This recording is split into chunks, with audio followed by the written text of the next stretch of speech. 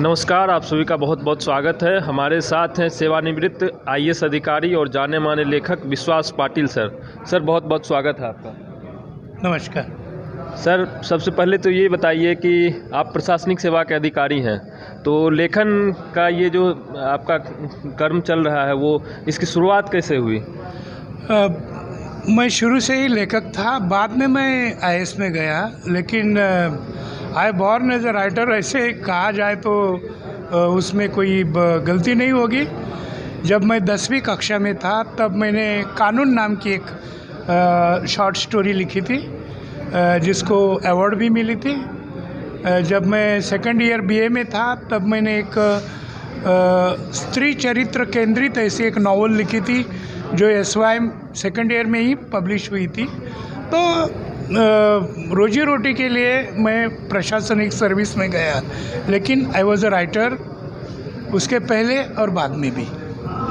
Sir, आपने बहुत सारे जो है नॉवेल लिखे हैं शिवाजी के ऊपर, सुभाष चंद्र बोस के ऊपर। अभी हालिया जो आपका ये जो उपन्यास है वो दुरिया वो इस पे नक्सल समस्या पे है, तो इस किताब के बारे में आप बताइए। दुरिया ये एक आदिवासी ट्राइबल गर्ल की कहानी है जो नक्सल की बंदूक हाथ में लेती है, अबूझमाड़ पहाड़ पे जाती है और वो बड़ी नक्सल बनती है। तो आदिवासी tribal girl turned into a Naxalite, ऐसी उसकी मुख्य धारा है नॉवल की। एंड उसके लिए मैंने स्टडी किया है। कई समय में छत्तीसगढ़ में था, तो छत्तीसगढ़ का जो मुझे एक्सपीरियंस मिला, वहाँ के जो शरणार्थी मिले, सरेंडर्ड नक्सल्स मिले, कुछ कैदियों से मैं मिला, कुछ एक्स नक्सल से मिला, नेताओं से मिला, और वो जो स्टडी किया है उस स्टडी के बूथ पर मैंने नॉवल लिखी है, दुरिया तेरे जलते हुए मुल्क में। जी सर, एक प्रशासनिक अधिकारी के लिए वो, और फिर ये एक तरह से उनके बीच में, नक्सल के बीच में जाके उनसे बात करना, उनके समस्याओं को समझना, मतलब बहुत कम इस ऐसे उदाहरण मिलते हैं। हमारे पास बीडी शर्मा के उदाहरण हैं जो प्रशासनिक अधिकारी रहते हुए वो उनके जो है कि समस्याओं को, उनकी बातों को हम तक पहुंचाते थे। तो ये कितना डिफ़िकल्ट रहा आपके लिए? डिफ़िकल्ट कुछ नहीं है, अगर आपका मकसद और आपका दिल साफ होता है तो कौन से भी एरिया में आप घूम सकते हैं, वहाँ का पता कर सकते हैं, खोज कर सकते हैं। जी सर, ये नक्सल समस्या जो है उसको आप किस रूप में देखते हैं? इसकी जड़ में क्या है? हमारी पॉलिसी में कहीं ना कहीं खामियां हैं या हमारे समाज में ये त्रुटियां हैं? ये क्यों आखिर इस तरह से जो है कि नक्सल समस्याएं उत्पन्न हो रही है? मेरा दृष्टिकोण है तो 50s एंड 60s शुरू में आज़ादी के बाद जो आदिवासी गरीब वर्ग है, पिछड़ा वर्ग है, उनके तरफ हमने बारीकी से या ममता से ध्यान नहीं दिया, और तब उन पहाड़ों में जाके नक्सलाइट लोगों ने काम किया और उसके कारण वो सक्सेसफुल हो गए। जी, अब हम लेकिन हमारा कहना क्या है कि लोगों का विकास करने के लिए इंडस्ट्रियलिस्ट लोगों की ज़रूरी है, लेकिन विकास की सूरत मनुष्य मात्रा की सूरत होनी चाहिए, मानवीय सूरत होनी चाहिए, फिर प्रॉब्लम नहीं आएगा। बिल्कुल, विकास की जो हमारी परिकल्पना है, कहीं ना कहीं उसमें जो हमारा जो हाशिए का समुदाय है वो कहीं ना कहीं उसमें नहीं आ रहा है, जिसके कारण इस तरह की समस्याएं उत्पन्न हो रही है। हम अब आपकी दूसरी जो किताब है वो शिवाजी की तरफ आएंगे। शिवाजी एक ऐसा योद्धा जिसने कि इतिहास में अपना अप्रतिम योगदान दिया है। सर, कहीं ना कहीं ये लगता है कि शिवाजी को जो है मध्यकालीन जो लेखकों, इतिहासकारों ने उन्हें उस तरह से तवज्जो नहीं दी जिस तरह से दिया जाना चाहिए था। हाँ, वो दुर्भाग्य की बात है, लेकिन अभी जो नया संशोधन आ रहा है उसके जरिए सुबह ये छत्रपति शिवाजी महाराज की प्रतिमा, उन्होंने जो काम किया, उन्होंने नौदल, देश में पहली बार इतना बड़ा नौदल यानी कि नेवल्स की स्थापना की। उन्होंने 400 से ज़्यादा बड़े किले बनाए या वो हासिल कर दिए। और एक छोटी से मुल्क में एक बड़ा सपना, बड़ा मकसद लेकर उन्होंने जो मानवता की सेवा की, स्पेशली औरतों को लिए, ये महिलाओं के लिए उन्होंने जो इज्जत जताई या उनके लिए जो काम किया, दैट वाज अनपैरेलल। और जब ये हमारे शिवाजी महाराज महाराष्ट्र पे राज करते थे, तब किसानों के लिए उन्होंने किया हुआ काम और सब जाति प्रांतों के लिए किया हुआ काम, लोगों के सामने छवि है कि वो इस्लाम के खिलाफ लड़े वगैरह, वो बातें सही है। लेकिन ये भी बातें सही है कि शिवाजी महाराज के बहुत करीब ऐसे इब्राहिम खान, दौलत खान जैसे बहुत मुस्लिम साथी भी थे। तो किसी मुल्क के किसी मुल्क या किसी जात पात में केंद्रित होने वाली उनकी दृष्टि नहीं थे। He was a really visionary, और ये विजनरी रूप लोगों के सामने आना ज़रूरी था। इस वास्ते मैंने 30-35 साल स्टडी किया है। मैंने खुद 250 शिवाजी राजा के किले की सैर की है, और बहुत सारे कागजात देखने के बाद, बहुत सारे वो जंगल वादियाँ घूमने के बाद मैंने महासम्राट नाम की नावल लिखी है, जो मराठी में पहली बार आई, और अभी राजकमल ने उसको हिंदी में लाया है, एंड वेस्टलैंड अभी अंग्रेजी में ला रही है। सपना बुक हाउस है, वो 2 महीने के बाद कन्नड़ में ला रही है। तो मेरे पाठक इसका बड़े पैमाने पे स्वागत करते हैं। इस बात पर एज ए नॉवलिस्ट, उपन्यासकार के भांति मैं खुश हूँ। जी बिल्कुल, आपने जो शिवाजी को एक बड़े फलक पे लाने का काम किया, उसके लिए काफ़ी वो साधुवाद के आप पात्र हैं सर।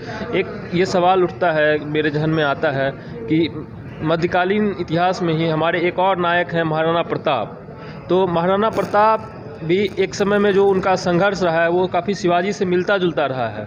बिल्कुल, उन्होंने भी जो है कि एक छोटे से रियासत के वो राजा थे, और मुगलिया सल्तनत को जो है कि कह सकते हैं कि परेशान करके रख दिया था। तो आप कहीं ना कहीं ये पाते हैं कि शिवाजी को जो प्रेरणा थी वो महाराणा प्रताप से मिली थी? नहीं, ऐसा नहीं है महाराणा प्रताप से उनकी प्रेरणा थी, ऐसा नहीं है। शिवाजी खुद, उनको मुख्यतः प्रेरणा उनकी माताजी जीजाबाई और उनके पिताजी शहाजी राजे भोसले, जो आदिलशाही में भी उन्होंने सेवा की। कुछ समय वो निज़ाम शाह के साथ भी थे, लेकिन उनके सच्चे गुरु और सच्ची प्रेरणा उनके पिताजी शाहजी राजे थे, जो शाहजी राजे खुद जहांगीर के खिलाफ लड़े थे, शाहजहां के खिलाफ भी लड़े थे। बिल्कुल सर, एक और चीज़ कि आप बिहार में हैं, पाटलिपुत्रा की धरती पे हैं। बिहार का कोई ऐसा नायक जो कि आपको लगता है कि वो इस तरह से भारतीय इतिहास में हुआ है, जो कि शिवाजी के जैसा ही वो लड़ाका हो, जो आपको आकर्षित करता हो? एक दशरथ मांझी जी का बहुत नाम है हमारे यहाँ, जिन्होंने पहाड़ खोदा था और पहाड़ जैसा काम किया। उनके बारे में बहुत इज्जत और बहुत लोगों को दिल लुभाने वाली बात लगती है। और मॉडर्न टाइम्स में जयप्रकाश नारायण, ये हमारे महाराष्ट्र में बहुत लोगों के आँखों का तारा थे। और जेपी का जो आंदोलन था 1977 का, उससे महाराष्ट्र पर बहुत असर पड़ा था। बिल्कुल सर, ये आपने जयप्रकाश नारायण का जिक्र किया, तो जयप्रकाश नारायण के ही साथी थे जॉर्ज फर्नांडिस, जो कि जिनका कि नाता महाराष्ट्र से भी है। तो हम आपको कहना चाहेंगे कि बिहार में भी जो है कि उसी तरह से जो इस तरह से महाराष्ट्र में जयप्रकाश नारायण के नामों की धूम है, यहाँ पे भी जॉर्ज साहब का भी क्रेज कुछ इसी तरह से है। अब हम आगे आएंगे। आपने सुभाष चंद्र बोस को लेके भी बहुत अच्छी किताबें लिखी हैं। तो महानायक नाम की एक मेरी बड़ी किताब है, भारतीय ज्ञानपीठ ने हिंदी में छपवाई है, और वो भारतीय 15 भाषा में वो आई है, महानायक करके। उसके लिए मैंने बहुत स्टडी किया था, जापान से लेकर जर्मनी तक और बर्मा के पहाड़ों से सिंगापुर तक बहुत जगह मैंने कोशिश की और I tried to follow the footprints of Subhash Chandra Bose.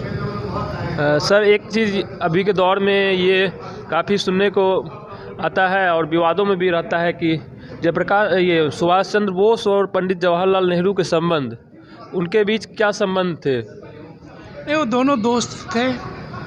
Jawaharlal ji 6 साल बड़े थे सुभाष से। सुभाष उनको बड़े भाई मानते थे। उनके अच्छे रिश्ते नाते थे। लेकिन जब गांधी जी का नेतृत्व आया तब जवाहरलाल जी ने गांधी जी को फॉलो किया। गांधी जी के कुछ मुद्दे सुभाष को पसंद नहीं थे, इस वास्ते Subhash ji went in Europe और उन्होंने विदेशी सत्ता से मदद लेके आज़ादी लाने का कोशिश किया। उसके लिए इतनी बड़ी आज़ाद हिंद फौज की निर्माण की। तो ऐसे उनके दोनों के दो रास्ते थे। लेकिन एक इस देश में किसी ज़माने में एक बड़ी गूंज उठती थी, एक बड़ी कहावत थी, बड़ी गूंज थी, आज़ादी के 2 लाल सुभाष और जवाहरलाल। बिल्कुल, आज़ादी के 2 लाल सुभाष और जवाहरलाल।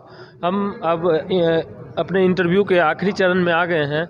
सर, ये आपसे पूछना चाहेंगे कि जो आप लेखक रहे हैं मूलतः, भारतीय प्रशासनिक सेवा के अधिकारी बाद में, जैसा कि आपने कहा कि आज के समय में जो लेखन है वो या शुरू से लेकर हमेशा से वो कहीं ना कहीं एक कह सकते हैं कि बड़ा ही कष्टदायक काम रहा है। वो आर्थिक तौर पे यदि देखा जाए तो चाहे वो प्रेमचंद्र के फटे जूते से लेके तमाम तरह के उदाहरण हैं।